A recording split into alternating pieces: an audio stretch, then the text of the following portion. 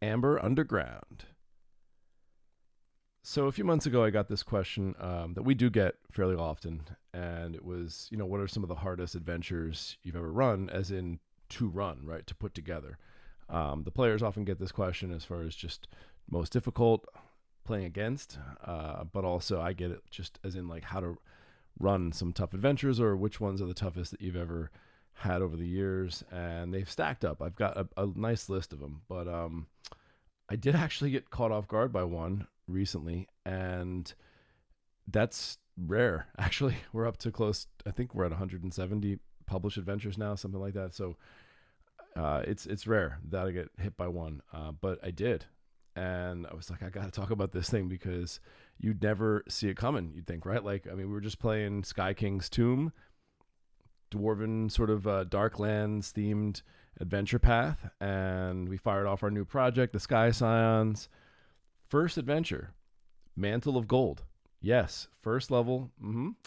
It takes you first to fifth, which is interesting, but all in one adventure. But no, that's not what makes it difficult to GM. What makes it difficult to GM was it was an entire city, a dwarven city that is a massive sandbox. And what I think also, there's several factors that make it more difficult. What made it more difficult was that it was a dwarven city, right? So like I couldn't just draw on common tropes, like things like off the top of my hat, like we would come across in normal cities or towns or villages on the, strolling across the surface. No, you always had to add that like sort of dwarven tinge to it or Darklands tinge. And so yeah, that was one thing, but also just the sheer number of locations across a 4-level city. And the author props, John Compton is still my favorite for running all city adventures. I do think I will say, he's the best that I've ever come across or played as far as city and sandbox style mix, right? Adventures where you're allowed to kind of roam through a city open. There were like 12 different encounters we could take in any order to get to that 13th encounter that closed out part 1. And that also was part of the problem, right? So like you don't know as a GM what order they're going to take those encounters in, and every one of them is its own like sort of set piece, right? So how do I tackle this, and like how do we approach it? And one of the ways that I did this, just to kind of roll off some tips here. These are also general tips. I mean, very, very general for like just running cities too, or anything with a sandbox perhaps. But when the players showed up, each one of them at their station had a folder with their name on it, their character's name. And of course it's like written in Dwarven font and stuff, just to have fun, but and in clan colors, by the way, the folder. So they got this nice orange folder, and they inside found a series of maps all printed out, nice copies for them to keep of each level of the city. So now we're all on one page, right? So when I'm saying, okay, guys, we're walking here and kind of follow me along on your maps, we can all follow along at the same time. Even if maybe I do have the High Helm map folded out in the center of the table, or maybe I have it, on the screen. That's fine. I can project it too. But it's really nice for a player to have their own maps. And what I find is this, right? The part that you don't see coming. A player will, in their downtime, just randomly, like I'm watching them over coffee, just be looking at the maps, and it results in a shared sense of knowledge about, like where things are in the city and the layout and the geography of it and all of that. And yes, I have assigned them to read High Helm. I've assigned them to study it, but like we prepare for multiple projects sometimes at once. We sometimes prepare something like this months out too, and then time goes by and they have a little time to refresh, but nothing like just having maps in front of you and then a little downtime here and there while people are like leveling characters or whatever, maybe eating lunch, and they're looking at these maps, right? And so they're just putting it in their memory, putting it in long-term memory, and we're all now able to picture the city, and that is huge. And so I'm able to describe where we're going and what monuments we're passing and what neighborhoods in the city we're going through and what places smell like and sound like, and they know it because they can look at it on their map, right? And so yeah, that's one thing you got to do right away is you got to give every player, if you really want them to know the city, give them the map, just give it to them, and you can tell them to memorize it, and sure, like some will, but just let them have it. Second was my actual GM screen, my own screen. I put maps on the inside of it. and I took out, I had to actually remove some of my precious tables, right, that are on the inside. I use Hammerdog Games GM screen. I've always sworn by those, used them all these years. And so on the inside, I put inserts, 8.5 by 11, right, just each level of the city, the maps for myself. So I don't have to sort around for them. I can just look at them right there. And so now I've got the city. And the more you're just like living in the city and having it all around you and having the maps around you, the more that everybody just stays locked in on where things are. So we don't have to end up asking the GM over and over, wait, where are we again? Or where's this building? Or where's area 27? And, you know, all this stuff. Now, like, it's just, you got to do these things to really help rein in essentially the sandbox. But now we get to that, right? We get to the sandbox. So here we go. Yes, having 12 different set pieces was difficult. This was, wow. I mean, I don't even know where to begin on this one. Like, I sat around kind of just like, how do I want to do it? Do I want to just simply theater of the mind some of them? Because people think we always play on a grid, but we don't always play on a grid. And if we can theater of the mind, if we can get through something with role playing without having to set it up or without minis, like, great. Other times I'll have them set up encounters and put a grid down where I know it's a role playing encounter. I know we're not even going to be moving minis around. I just want to keep them on their toes. But in this case, I wanted to kind of do a little bit of everything. And I actually found an artist that made images of a dwarven city that you could put a grid on. They were sort of like 3D images. It was Lost Trails maps, and pretty interesting stuff, really beautiful maps. And I took those maps, applied each one to a different encounter where necessary. And sometimes the adventure course gave you the map too. But a lot of them were just open-ended. I took those maps, and now I had each location ready to go whenever they went there, and I could put it down on the table so they never knew whether they were going to be in a role-playing encounter or whether they were going to be in a grid. And even if there was just a role-playing encounter, cool, then just don't develop it. Simply put the grid down, right? Don't even put the work in to like worry about where stuff is. And you know, having these maps ahead of time, assigning them to each location was just super valuable for me, and it most importantly helped me keep organized. But it made it so that every single place they went in the city, they got an image, right? So they had like not only me describing it, but they had something on the table in front of them. And I also have usually a third component, which is for every location in the city, I tried to have a piece of art that I would project on our screen, right, on our big screen. So they're looking at art, they're hearing my description, I'm talking about sounds, and I'm talking about sights and smells and all these things. And then I'm putting down a map on the table, so they got their grid. And now they're like, okay, cool, we're not sure what to expect here. And all of a sudden they got the art up there, and they're looking at that, and they're very immersed in, you know, what is High Helm, right, for them. And doing 3 days like that, 3 whole days of play, back to back, sleep, get up, play, sleep, get up, play.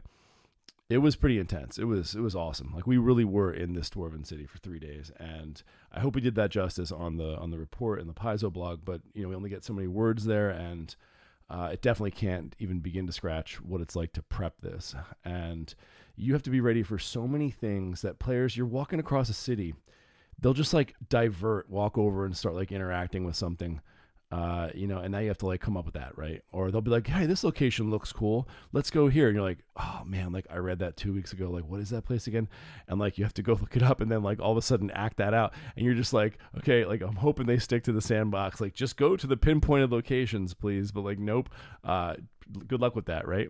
So yes, we are a professional role-playing group, but we are also a role-playing group, right? That's part of the title. So they role play, they play just like, you know, everybody else out there, and they will deviate and they will mess up the plot and they will do all those things. They'll go grab people and randomly interact with them, and I have to be ready for that, just like every other GM, right? So in fact, I think like more so sometimes because just how much they love to sort of like, let's see what Adam's got over here, like where we can find the areas that are like not, you know, fleshed out. And like, so you got to be ready, like flesh them out, do the work. Another thing with that, like you want to put bring the city to, you know, to life in a sense. You want to put some flesh on the city, like, you know, you go, all right, let's make it so every time they go somewhere, every time they walk across the city, you have a single encounter. I don't care what it is. It doesn't have to be fighting at all. Just something. Whether it's like a street urchin asking them for money, right? And you just end up describing what a dwarven street urchin looks like, or maybe it's like a rat folk, or like something like that. Like you want to go classic, right?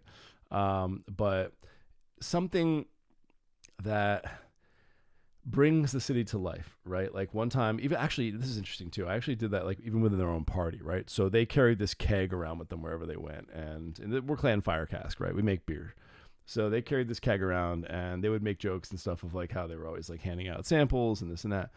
But like one time I had the keg just like pop a leak, and there it is like leaking out, and we were like headed to an encounter, and it was just a simple thing. I wrote this down like just so fast somewhat. I can't remember when I came up with this. It might have been during session too. I was just like, the keg's going to pop a leak. And like, sure enough, that ended up being like a pretty long encounter, because like they started interacting with everybody around them and handing out free beers, and like all of a sudden people started coming up, and like now I'm having to like create NPCs on the spot, and like it was yes, I created perhaps more work for myself, but like no, it was definitely worth it, and it was actually had nothing to do with combat and everything to do with their own party. So it was like an encounter that developed them as a group, and little things like that was just on the way to another sandbox location. That's all that was. So instead of saying, okay, guys, let's go down to the depths of the city and do this thing, or go check in on this rumor over here, and I go, okay, you walk there. No, have them break out the maps, right? Walk them past the locations, describe a couple of them on the way, have a single encounter, and then they get to the location. Now they're going to feel like they're in, New York City or Philly or LA or something like that. They're going to feel like they're in some large place, and they have to actually walk this thing and get around. And it is this massive dwarven city, and it's known as that for a reason, and you're going to feel it. And so, I would say like this, just think of it real simple. Role play the walks, right? Role play the walks. And lastly, if I could go with one more thing, it would say, I'd actually go with this. I'd go with like dialogue. Okay. I would say to keep up with your NPCs by just creating a single line. Even I have sometimes like an NPC that they'll walk up to, and that person's role is to say one thing to them and then walk off. And you would be amazed at the return you get from a single encounter like that. And of course, this is a dwarven city, right? So you got to tie the dialogue to the locale, right? And so don't make it sound like they're up in Absalom, okay? They're not in Sandpoint. They're in High Helm, and you got to make it feel like that, right? So, I'm not saying even with accents, but just like, what's the dwarf wearing? Like I made a point to describe every dwarf's beard, okay? So like each one of them had like, maybe he had 3 braids. Maybe he had a clasp. Maybe he had, some of them had a short taper, right? Like, it was like every one of them. I don't know why I just got really into this. And, I guess I'll say Jody probably inspired me by growing a fierce. It is legendary. The record, absolutely, for OAD history. Fierce beard for like a straight year before coming to this thing. I want to say it might have been more than a year. This thing was incredible. But things like that. Like players go that far, you're like, yeah, all right, cool. We're gonna make beards the order of the day, guys. We're gonna be describing all the beards.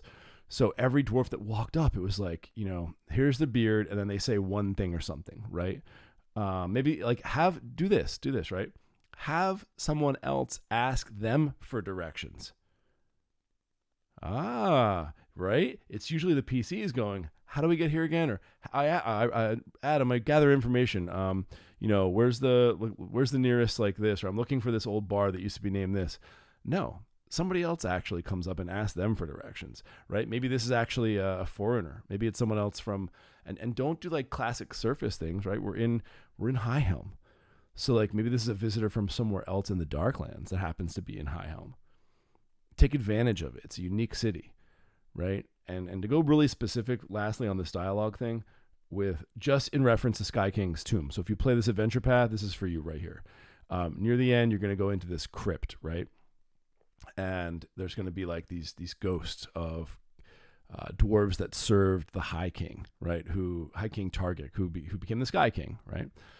And they helped him achieve the quest for Sky, but also ended up like hurting a lot of people in the process and like wiping out entire societies and damaging up, all kinds of like ecosystems and everything else. Like in the Darklands, the delicate balance of the Darklands was disrupted as they pushed their way up in the quest for Sky.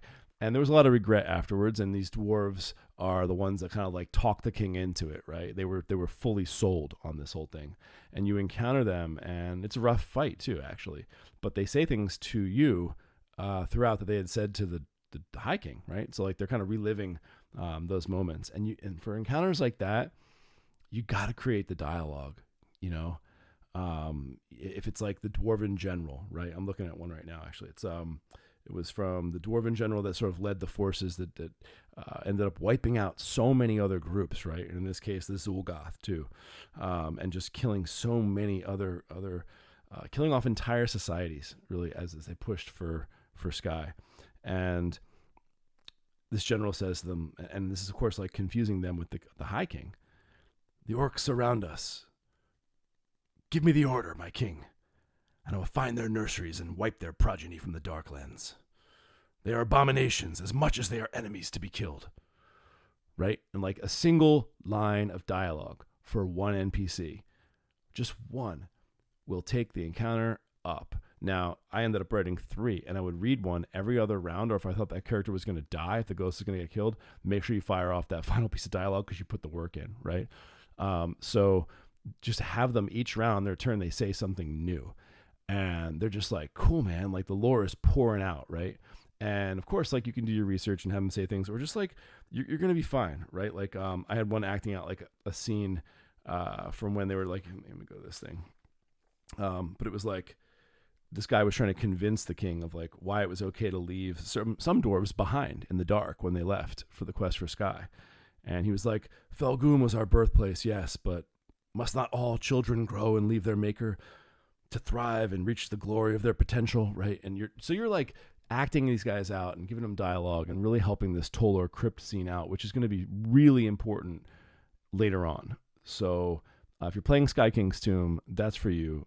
Take your time, put the dialogue in, and you know, make High Helm be everything that it can be as far as the potential of a dwarven city, right? A giant dwarven city. How often are you going to play in one of these? And how often are you going to get a source book that comes along with it, right? And that's crucial. I'm not even going into that because I'm just expecting all of you out there to like, you got the source book, use it, right? Get that High Helm book, fire it up, read that thing front to back several times. That's already a given. You got to have that thing ready to go. And, you know, if you can get your players to read it, awesome. But that's going to be your core, right? Your spine. So, good luck with this thing. It is a difficult adventure if you're running it. Mantle of Gold, Part 1, Sky King's Tomb.